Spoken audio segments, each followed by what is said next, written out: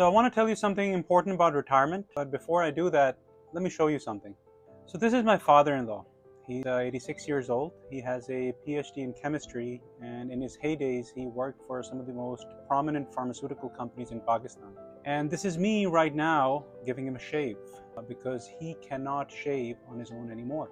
A few weeks ago, he had a pacemaker installed, and a couple of years ago, he started using the walker, and he has difficulty walking around and doing a lot of things that he used to be able to do just fine. Now, the reason why I'm showing you this is because when I talk to some of the people who are in their 30s or 40s, one of the things they say is, "Oh, I don't ever want to retire. I don't know what I would do if I were just sitting at home doing nothing. I want to work all my life." And that is a great place to be at, finding satisfaction in your work.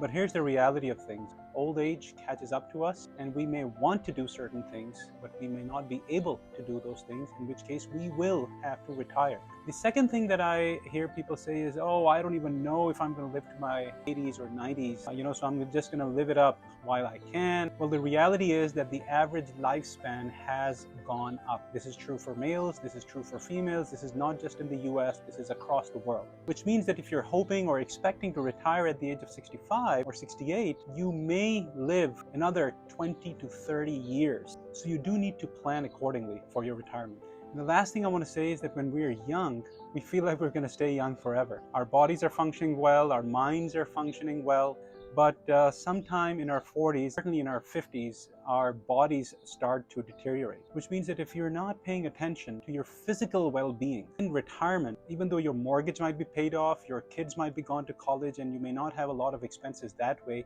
you may end up having a lot of medical expenses. So it is extremely important that while you're making all these financial decisions about retirement and your long lifespan, you also think about your health span. And all the money in the world is not going to help you in retirement if you're just not able to move around. It's one of the things that my father-in-law did. And most of his life, he just spent sacrificing for his family at his expense. We tend to do that. Whether we are fathers or mothers, we tend to put priority on our family. And that is a good thing.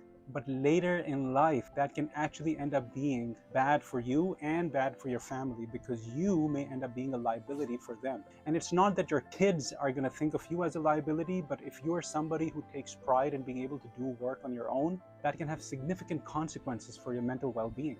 No self-respecting person hopes or expects to be reliant on someone else. My advice to you is to think about your health span and your lifespan, think about your well-being, and plan for your retirement.